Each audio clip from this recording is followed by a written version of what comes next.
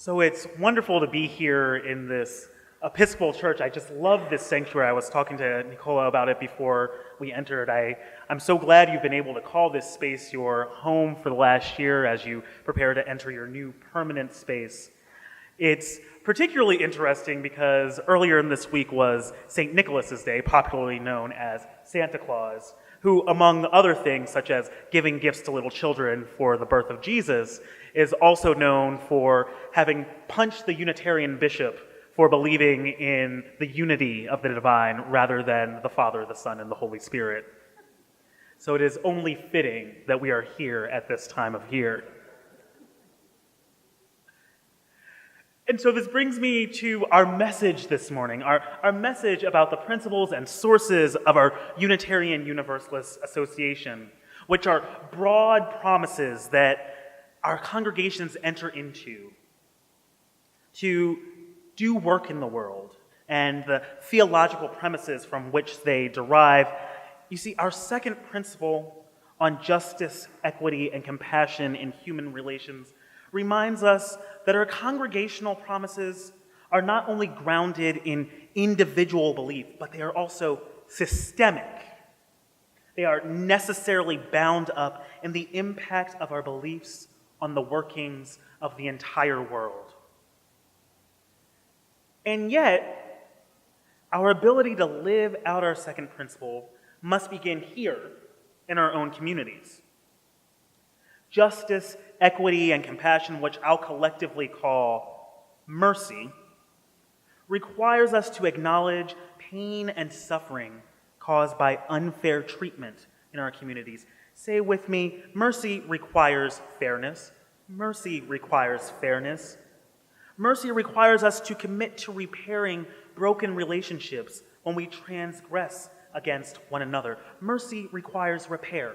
Mercy requires repair. And mercy requires that we practice a forgiveness that leads us to a radical transformation of communities and lives. Mercy requires transformation. Mercy requires transformation. And so I was psyched. I was totally psyched about the sermon on being merciful, because in communities that center the human experience, it's only a matter of time before we fall short of the shared promises we make. It's not an if, it's a when. And mercy is actually more of a practical thing than anything else. If each of our new disappointments hurts with the same intensity as all the ones before, and we need to design a new framework for repair every single time we come up against a new disappointment, we're going to burn out. So mercy is practical. I was psyched about giving this sermon. And then I got mad. You see, I had a conflict with a friend on Friday, someone that I work with who I felt deeply wronged me. That friend held on to a concern for weeks and weeks and weeks. And even though we had seen each other earlier that same day, sent me an email about it at the end of the day. And it was the first time I ever heard about this concern. And I remember reading this message. I was at the movies, actually, and I just happened to check my email because I like to check my email as the credits were rolling. And I could feel the warmth as my sense of rage welled up deep inside me. I was on fire. A note to my work email that expressed a personal concern, yet you never inquired about what was causing my behavior. A note that ended with a request to meet a predetermined outcome rather than an invitation to deeper dive. I was incensed. I felt like my friend was ignoring the racialized realities of what it means when the first time I hear of an issue, it comes to me as a formal written warning. I felt like my friend was ignoring the impact of critiquing my behavior, a behavior that we both engaged in, without acknowledging that fact anywhere in the message or anywhere before it was ever communicated to me. Mercy requires us to acknowledge pain and suffering caused by unfair treatment in our communities. Mercy requires fairness. So self-described Afro-Christian scholar Yolanda Pierce offers some of the following reflections on pain and forgiveness in a blog post titled, "A Litany for Those Who Aren't Ready for Healing." She writes, "Let us not rush to the language of healing before understanding the fullness of the injury and the depth of the wound. Let us not rush to offer a Band-Aid when the gaping wound requires surgery and complete reconstruction.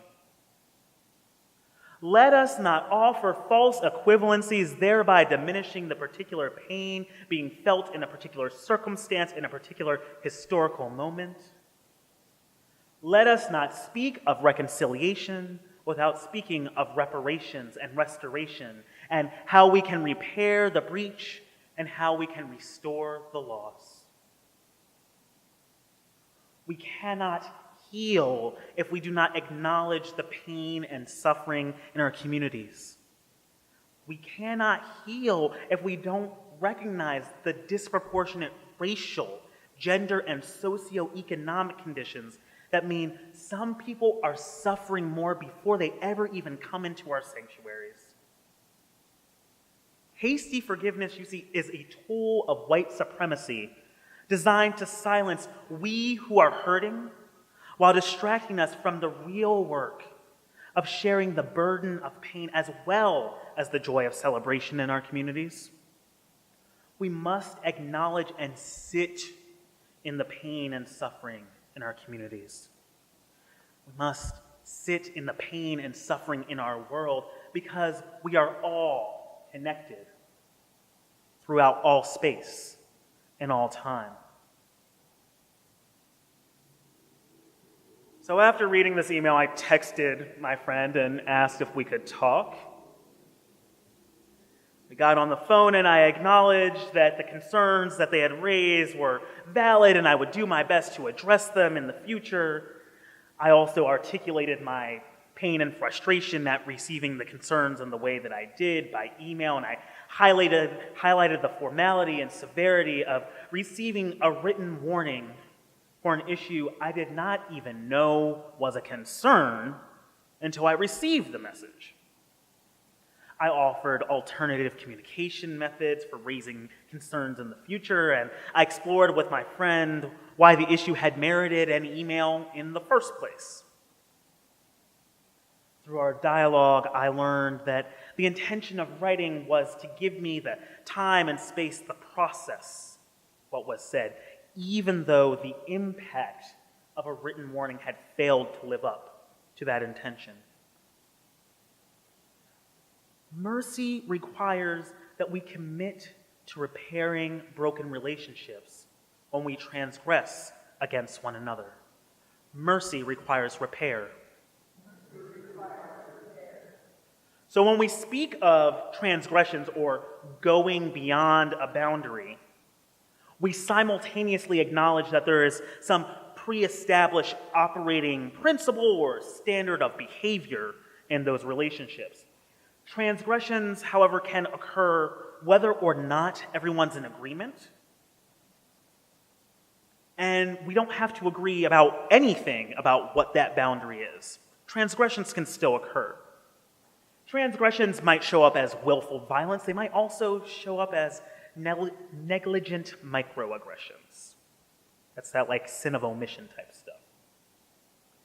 And so while the work of covenanting and its shared promise framework is to announce and clarify the values that we're sharing, the behaviors and values that we're trying to work for in community, even if we do our best, even when we do our best, we will occasionally transgress against one another. Now, the fact that we will eventually fall short of our highest aspirations is not an excuse for failing to do your best. As Unitarian Universalist theologian and minister James Luther Adams paraphrases Rabbi Martin Buber, The fact that we will occasionally fall short of our highest aspirations is just an acknowledgement that as human beings, we are promise-making, promise-keeping, promise-breaking, promise-renewing creatures. And quite frankly, sometimes people are just mean. We hurt our friends and our families on purpose because we're upset. Or people we really care about hurt us because they're in a bad mood. Anyone ever done that?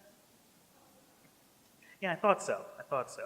The story I've been sharing can even demonstrate how much it can hurt when something someone says or does makes us feel bad and the other person doesn't even know we have hurt feelings.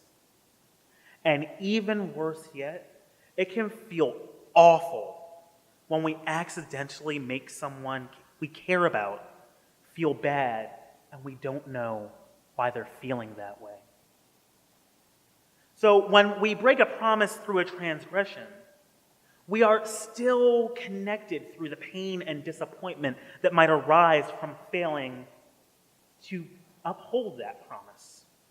We are joined in the disconnection that might be necessary when someone hurts us on purpose. We are joined in the disconnection that is necessary when we realize we keep hurting the people we most care about. We are connected because when we break a promise, we need a commitment to repairing damage in our relationships. And if we feel hurt because of the violent words or actions of people in our communities, we need real apologies from the people who hurt us. These apologies, they need to be specific. They need to name the hurtful behavior. These apologies need to include a plan for avoiding hurting us in the same way ever again. 4, as scholar Yolanda Pierce continues, let us not be afraid to sit with the ugliness, the messiness, and the pain that is life in community together. Let us not offer cliches to the grieving, those whose hearts are being torn asunder.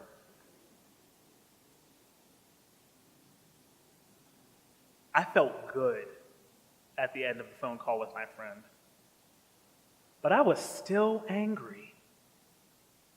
And although we discussed how to move forward and both offered apologies for respective and unequal roles in the relational rupture, the impact of the damage, it didn't lessen just because we had a conversation. I'm still hurting. And I'm ready neither to forgive nor forget at this time. I'll let you know, I'm comfortable admitting that.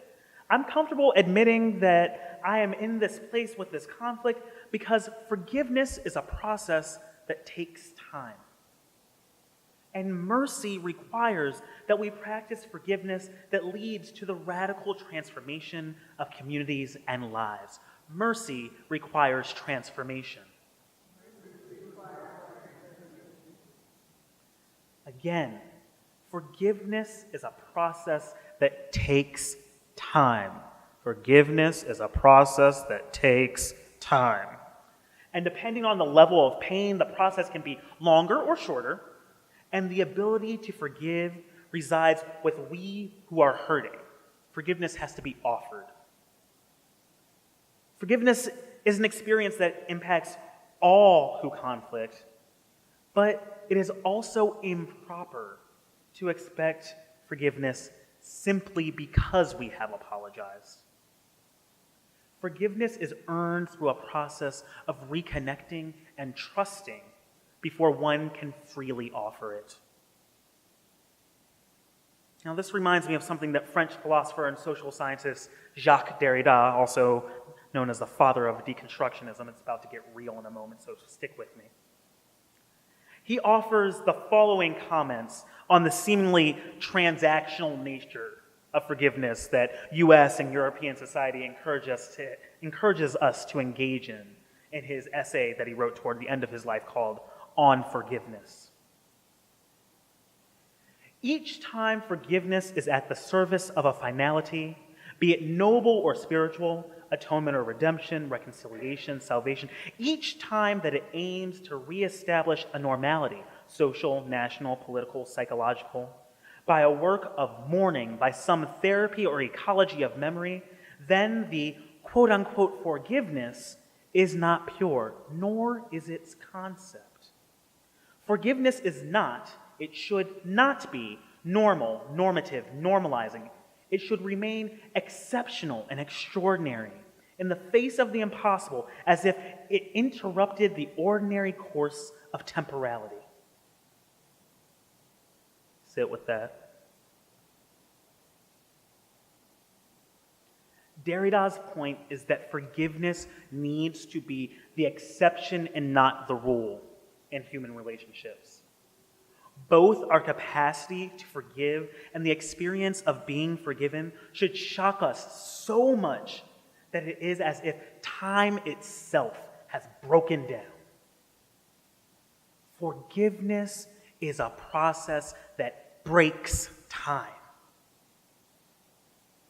Rushing to forgive one another thwarts the magic that can happen when, against all odds, we who transgress experience the magnitude of the harm our actions have caused to we who suffer. Hasty forgiveness tamps down the beauty that can happen when we who suffer understand the fixed nature of the harm done to us by we who transgress, even when that impact has lifelong consequences. Forgiveness properly offered and received does not set things right the way they were before. Forgiveness properly given and received takes the form that leads to a transformation in our own lives, our communities, and our surroundings. Transformations we could have never anticipated. A reality that centers the harm and continues to thrive because of it, not in spite of it. Afro-Christian scholar Yolanda Pierce concludes with the following about healing.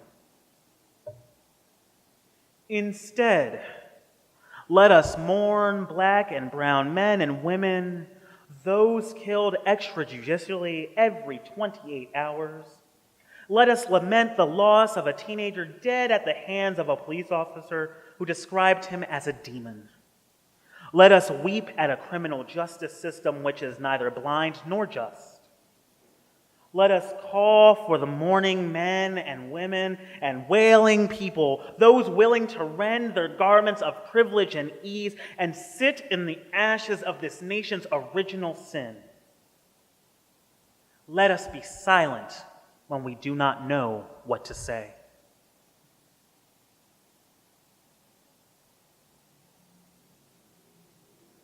Let us be humble and listen to the pain, rage, and grief pouring from the lips of our neighbors and friends. Let us listen to the shattering glass, and let us smell the purifying fires, for it is the language of the unheard.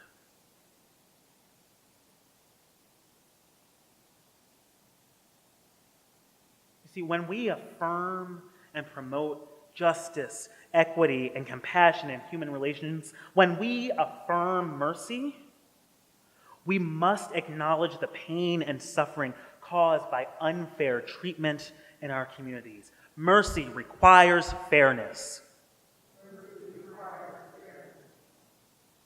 When we acknowledge the pain and suffering in our communities, we must commit to repairing broken relationships when we transgress against one another. Mercy requires repair. And when we affirm mercy, we must practice a forgiveness that leads to the radical transformation of communities and lives. Mercy requires transformation.